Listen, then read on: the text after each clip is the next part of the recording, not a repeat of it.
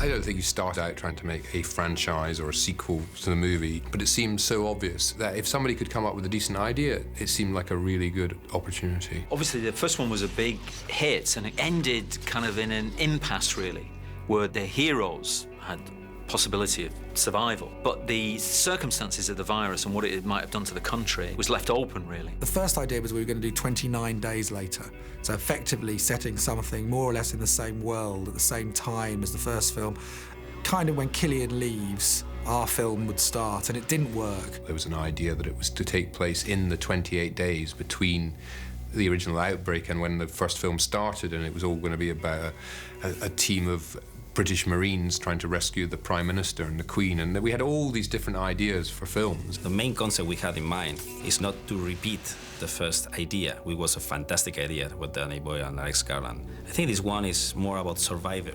It's a survival film. The nation is rebuilding, provisional government is trying to repopulate the city, and one special family is trying to start over, trying to forget the important loss of the mother. I think that was the main problem we had from the beginning, to make a movie about something so big as a repopulation of a country. That's why we wanted to follow this family. When he first described how he was going to do the film, it was this idea of this father figure, who the film begins through his eyes, if you like, and then his children who were abroad at the time of the infection are brought back. But it's got this idea of looking at this thing of enormous value to the world is centred in this family, and it's played out through the family drama, if you like. Especially because a small thing like a family could affect to the whole nation. This is one of the things that we tried to develop in the screenplay. So it was really to try and think about, you know, what the world would look like, or what would happen to the United Kingdom if there were only 500 people left. And then we're just really discovering this new virus from the breakout onwards.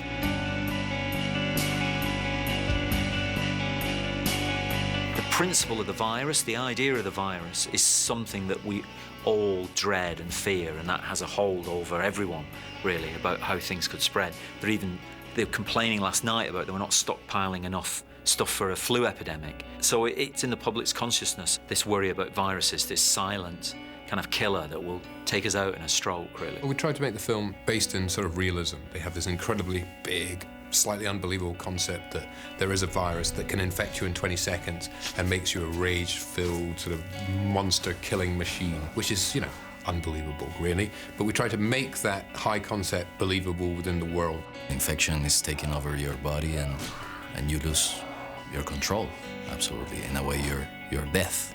You're acting, you're moving, you're trying to survive, but you're in another side of the world. You're out totally, and the rage is dominating you. And I love the idea about rage. Rage is a feeling that you can see and you can feel in our world. That's the main idea about the infection, because the infection is rage, and rage is a feeling that you could understand very well. The way it moves on is that there's an immunity.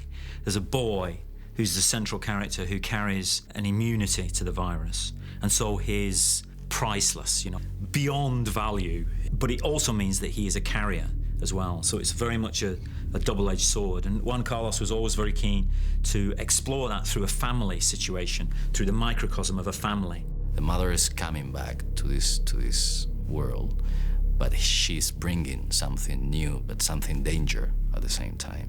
She's a carrier, which means she's immune to the infection, but at the same time she has the virus inside. It's an evolution of the virus. And it's an interesting thing again, because it's sort of based on some kind of fact. With, you know, serious blood diseases like AIDS, some people can become immune to it, and that's how we sort of based it on. One of the first things Juan Carlos said to me, what I thought was quite interesting, he said that I really feel for the infected. I asked him why, and he said because, you know, they have lives too, and they have children, and they have, you know, things that they've lost through all of this, you know. And I thought that's a lovely, sensitive way of looking at this and portraying this, and trying to see, even through the madness and the rage in the character's eyes, that there's something else in there, that there's a heartbeat still to the person. And maybe this is the main difference from the previous film, that the infected in this, represented by Dawn, through Dawn, are actually have logic. and he's still a person, you know, deep down inside, and he's still got some kind of desire to track his children. That is bringing them back towards him and keeping that little family unit. So even though it's crazy and it's mucked up, it's a strange kind of logic that runs through The Infected this time.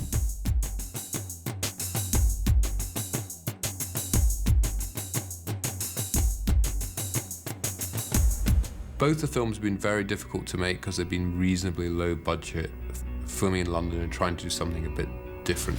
There've been a lot of railways, undergrounds, major sites, gas attacks, helicopters falling apart. It's been really difficult, but luckily the production team have done a fantastic job. Juan Carlos and Enrique wanted to find a Spanish-speaking cameraman, and it came up with Enrique Chediak. He was really energetic, positive, had really great ideas about how to doing the day for night. A lot of the film had to be shot day for night because of shooting at night. All the lights are on in London. We couldn't turn all the lights off because the lights should be off, obviously, in a post-apocalyptic city. And I think he's been really fundamental, you know, part of the team. And, you know, the three Latin producer, cameraman and director really have been the heart of making the film. There are also parts where we're going through, you know, Regent Park and all these areas of London where, you know, there's nobody.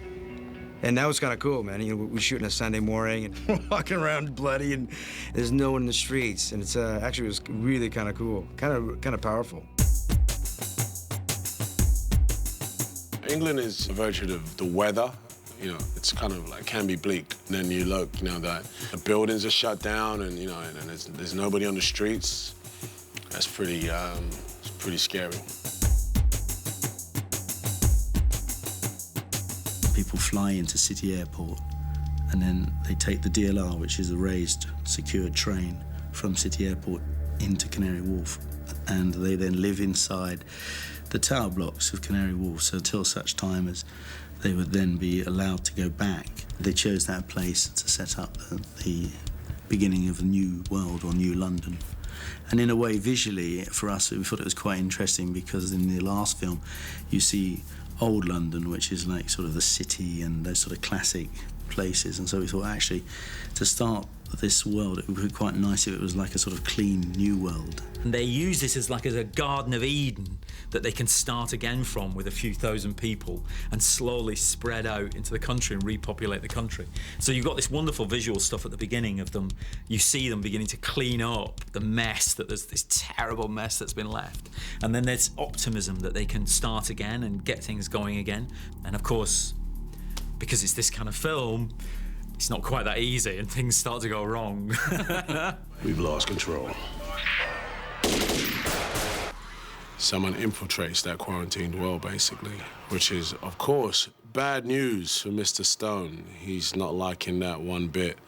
And in short, all hell breaks loose in the worst way. There comes a point where infected pretty much take over this protected area that we had. And Code Red means take out everyone, exterminate anybody, infected or not. So here's the thing, the very people I was there to protect, I'm now there to take out.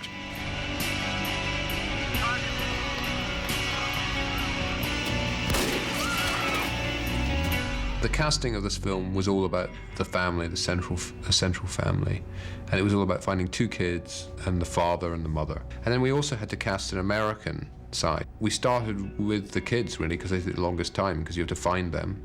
A lot of searching in schools and stuff, and we found this great kid, Macintosh. He delivers in the story, you know, this unique feeling. His family is completely cursed, but at the same time, he has two sides. He has the dark side and the bright side. It was a little bit easier for Tammy because she was 16, 17, so we were able to find people who had done a little bit of work, had some sort of history. And Imogen Poots had been in the film Viva Vendetta, and she'd done some modeling, and so she sort of, you can go to agencies and you can understand, and she's been absolutely terrific. I think the most memorable would be shooting of my father in Charing Cross Tube Station, because that was really shocking to do that, especially with Robert, and it was just incredible to do it with him. I think that moment when he just falls down is just such a shocking moment that a 17-year-old girl would be capable of doing that to her father. When we got Bobby for it, I was so pleased because he's just such class. Bobby is never, ever bad. He's an amazing actor, an amazing professional, and obviously he understood very well that this was my first work in English, so he helped me a lot with that, and he made the things very easy for me. Catherine McCormack plays his wife and the mother of the children, and she had seen Intacto, and she just wanted to be in the film. Of course, Catherine's such a theatrical background. That's what you want. You want someone. Well, personally, I'm always pleased when I'm working with someone who has that kind of theatrical experience, because it's more about the work and it's about the characters and stuff like that. For the Americans, it was the same. There's a sort of response to the script. There's a response to Juan Carlos as a director of Intacto, and obviously a lot of people loved the original film. I love 28 Days Later and 28 Weeks. I like the script, but as the director, in watching his first movie, Intacto, that really made it even. I think it'll really, really pop, and it'll be have the same similar look, but really, really great feel. Working with Juan Carlos is lovely. He's great. He's very committed to the story, and he's always got time for you. He's very patient, and he's exceedingly polite. I've never met a director who's so kind and polite to everybody. He's very, very democratic and egalitarian, and yeah, he's lovely. He brings just a really fresh visual experience to this film. He's an individual filmmaker, you know. He's not just going to do what the first film did. He's going to bring his individual touch to it, really. And it's got tremendous kind of flair and energy as a film. And it's a highly individual piece of filmmaking. So we were lucky, really, to persuade him to come and do it. Don! Help us! I think this one is more about survivor. It's a survival film.